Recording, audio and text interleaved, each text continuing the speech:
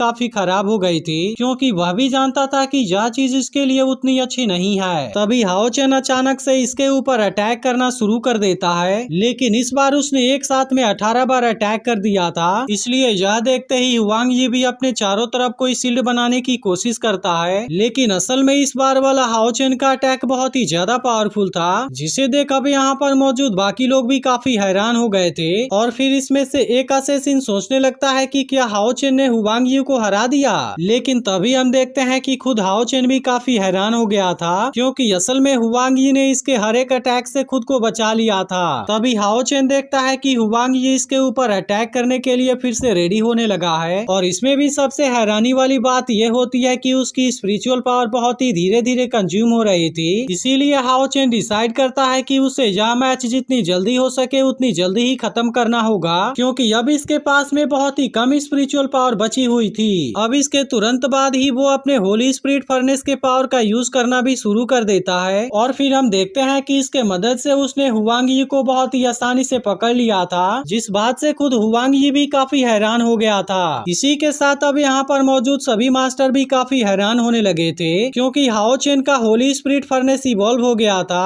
और इसके ट्रैक्शन के मदद से वो अपने दुश्मन को बहुत ही आसानी से कंट्रोल भी कर पा रहा था। अब इस बात से इन सभी को लगने लगा था कि हुआंग यी की अब हार होने वाली है, और फिर हाओ चेन भी इसके ऊपर अटैक करने के लिए चला जाता है। लेकिन तभी हम देखते हैं कि हुआंग यी भी अपने किसी पावर को एक्टिवेट करना शुरू कर देता है, और फिर हाओ चेन जैसे ही इसके ऊपर अटैक करने वाला था, तभी अचानक से उसके चेस्ट के अंदर से कोई चीज बाहर निकलती है, और इसके मदद से हुआंग यी ने हाओ चेन के अटैक को बहुत ही आसानी से रोक दिया था। और इसी के साथ उसने हाओ चेन के कैद से भी खुद को आजाद करा लिया था। अब इसके बाद हम देखते हैं कि यहाँ पर एक लिटिल एल्फ बाहर आ गया था, जो कि देखने में बहुत ही ज्यादा क्यूट लग रहा था, और असल में वो हुआंग यी का मैजिकल बीस्ट होता है। वहीं दूसरी ओर हाओ चेन इस बार भी हुआंग यी का कुछ नहीं कर पाया था, और इस बार भी वो इसको हराने में फेल हो जाता है। इसके बाद लिटिल एल्फ हुआंग यी के कंधे पर आकर बैठ जाता है, लेकिन अब इसे देखते ही हाओ चेन काफी हैरान हो गया था, क्योंकि असल में यह चीज एलिमेंटल स्पिरिट फर्नेस होती है। क्योंकि अगर spirit furnace heaven and earth का ट्रेजर है, तब इस कंडीशन में एलिमेंटल स्पिरिट फर्नेस को सबसे रेयर ट्रेजर माना जाता है, क्योंकि एलिमेंटल स्पिरिट फर्नेस में हेवन और अर्थ की पावर आ जाने के बाद वो अपने ओनर को पहचान जाता है। इसी के साथ हमें ये पता चलता है कि उसके बाद से यह चीज एलिमेंटल स्पिरिट में चेंज हो जाती है। लेकिन इसमें भी सबसे अच्छी बात ये होती है कि ये मैजिक पावर को बढ़ाने के साथ साथ स्पिरिचुअल पावर के कंजम्पशन को भी कम कर देता है। अब इस बात की वजह से हाओ चेन को समझ में आ गया था कि यह लिटिल एल्फ भी काफी पावरफुल है, क्योंकि असल में वो एक तरीके से एक साथ में 2 5th लेवल वाले मैजिशियन से सामना कर रहा था। वहीं लाओरेन भी इसे देख कहता है कि यह तो एक एलिमेंटल एल्फ है, जो कि इस पूरे लीग में बहुत ही कम है। इसके बाद हुआंग यी एलिमेंटल एल्फ को हाओ चेन के ऊपर अटैक करने के लिए भेज देता है, ताकि इसका फायदा उठाकर वो किसी बड़े मूव की तैयारी कर सके।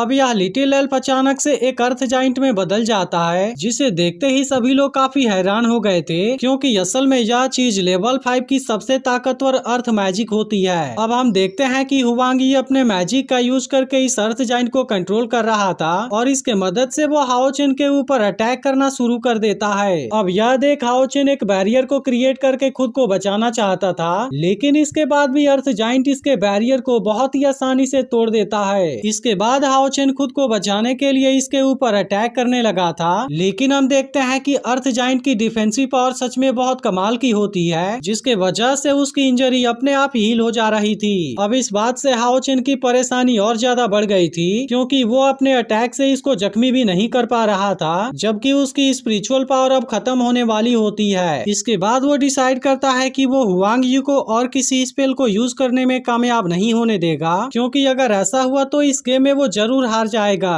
तभी इसी बीच अर्थ जाइंट फिर से इसके ऊपर अटैक करने के लिए आने लगता है, लेकिन इस बार हाओ चेन इसके अटैक से खुद को बचा लेता है, और फिर सबसे पहले अपने शील्ड का यूज करके इसके ऊपर अटैक कर देता है, जिसके दौरान हम देखते हैं कि अब अर्थ जाइंट भी इंजर्ड होने लगा था, और इसे देख हुआंग यी को इसके बारे में चिंता होने लगी थी। लेकिन अब हम देखते हैं कि हाओ चेन इसके ऊपर लगातार अटैक करना शुरू कर देता है, इसलिए अर्थ जाइंट अब इसके अटैक को ज्यादा देर के लिए नहीं रोक पाता, और फिर वो अपने लिटिल एल्फ के रूप में आ जाता है, जिसके बाद वो उदास होकर हुआंग यी के पास में चला गया था। लेकिन अभी भी हम देखते हैं कि हुआंग यी के पास में कोई बहुत ही ताकतवर पावर होती है, है और इसके बाद वो अपने हेवनली केव रॉबरी स्किल को एक्टिवेट कर लेता है, जिसके बाद अब हाओ चेन के सिर के ऊपर एक जाइंट फायरबॉल एक्टिवेट होने लगा था। और अब इसे देखते ही यहाँ पर मौजूद सभी लोग काफी हैरान हो गए थे, क्योंकि असल में यह चीज 6 लेवल वाली मैजिक होती है। वहीं अब हुआंग यी अपने इस पावर का यूज करके हाओ चेन के ऊपर अटैक करने के लिए चला जाता है, जिसके बाद हम देखते हैं कि इस बात से हाओ चेन भी काफी परेशान हो गया था, क्योंकि इस अटैक को रोकने के लिए उसे कोई भी रास्ता नजर नहीं आ रहा था। वहीं दूसरी तरफ हम देखते हैं कि इस मैजिक को यूज करने के वजह से हुआंग यी की हालत भी काफी खराब हो गई थी, लेकिन फिर भी उसे पूरा यकीन होता है कि वो इसके मदद से हाओ चेन को हरा देगा, क्योंकि यह चीज उसका सबसे पावरफुल अटैक होता है। वहीं दूसरी तरफ हम देखते हैं कि रेफरी भी इस बात से काफी हैरान हो गया था और इसीलिए वो लाओ रेन से कहता है कि अब हमें इस गेम को यहीं पर ओवर कर देना चाहिए, क्योंकि इनको लग रहा था कि हाओ चेन इस कंडीशन में उसके अटैक को नहीं रोक पाएगा। लेकिन फिर भी लाओ रेन हैरान होता है कि क्या हाओ चेन हार मानने के लिए रेडी हो गया है। तभी इसी बीच हम देखते हैं कि हाओ चेन ने हाओ यू को यहाँ पर बुलाने का डिसाइड कर लिया था, जिसका सीधा मतलब था कि वो अभी भी हुआंग यी के सामने हार नहीं मानना चाहता।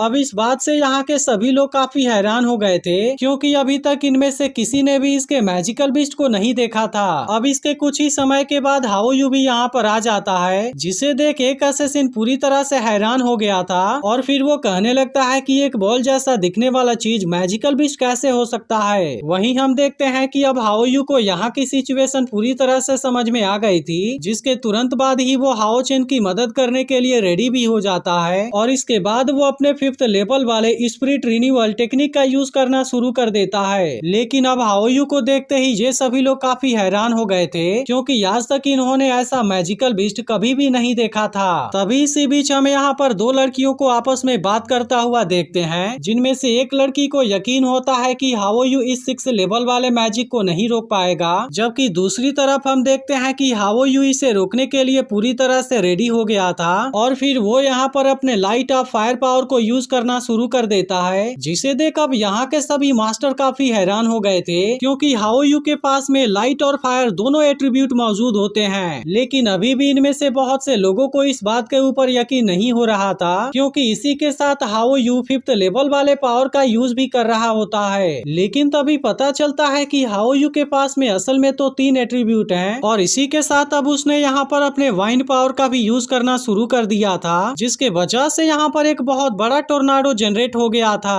अब इस बात से खुद हुआंग यी की हालत भी काफी खराब हो गई थी, क्योंकि इस वक्त हाओ यू जिस पावर का यूज कर रहा था वो 6 लेवल वाले पावर के बराबर होता है। अब इसके तुरंत बाद हाओ चेन अपने पावर का यूज करके फायरबॉल के ऊपर अटैक कर देता है, जिसके बाद हम देखते हैं कि वो फायरबॉल 2 टुकड़ों में टूट गया और इस तरह से हाओ चेन 6 लेवल वाले पावर को भी डिस्ट्रॉय करने में कामयाब हो जाता है। वहीं दूसरी तरफ हम देखते हैं कि इस अटैक में हुआंग यी भी बुरी तरह से जख्मी हो गया था और फिर वो जैसे ही खड़ा होने की कोशिश करता है वहाँ पर हाओ चेन आ जाता है। अब इस तरह से हाओ चेन इस मैच में जीत गया था, लेकिन हम देखते हैं कि इस बात का उसे अपने ऊपर कोई भी घमंड नहीं होता और फिर वो बड़े प्यार के साथ में हुआंग यी के सामने अपना हाथ करता है, जिसके बाद इसके मदद से हुआंग यी भी खड़ा हो जाता है। तभी हम देखते हैं कि हाओ चेन के इस जीत से सभी लोग खुश हो गए थे, क्योंकि असल में आज का मैच सबसे शानदार हुआ था। तभी इसी बीच हम देखते हैं कि हाओ यू भी इस बात से काफी खुश हो गया था और तभी उसकी नजर लिटिल एल्फ के ऊपर जाती है और फिर वो तुरंत ही उसके पास में आ जाता है, लेकिन उसे लगता है कि यह कोई खाने वाली चीज है, जिसके वजह से वो उसे तुरंत ही निगल जाता है। अब यह देख हुआंग यी काफी हैरान हो गया था